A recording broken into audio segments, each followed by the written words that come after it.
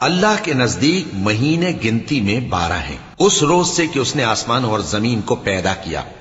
اللہ کی کتاب میں سال کے 12 مہینے لکھے ہوئے ہیں، ان میں سے 4 مہینے ادب کے ہیں، یہی دین کا سیدھا رستہ ہے۔ تو ان مہینوں میں قتال ناحق سے اپنے آپ پر ظلم نہ کرنا، اور تم سب کے سب مشرکوں سے لڑو جیسے وہ سب کے سب تم سے لڑتے ہیں، اور جان رکھو کہ اللہ پرہیزگاروں کے ساتھ ہے۔ ادب کے کسی مہینے کو ہٹا کر آگے پیچھے کر دینا کفر میں بڑھ جانا ہے، اس سے کافر گمراہی میں پڑے رہتے ہیں۔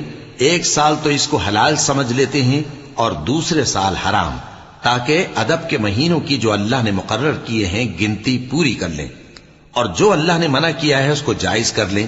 ان کے برے اعمال ان کو بھلے دکھائی دیتے ہیں، اور اللہ کافر لوگوں کو ہدایت نہیں دیا کرتا۔ مومنو، تمہیں کیا ہوا ہے کہ جب تم سے کہا جاتا ہے کہ اللہ کی راہ میں جہاد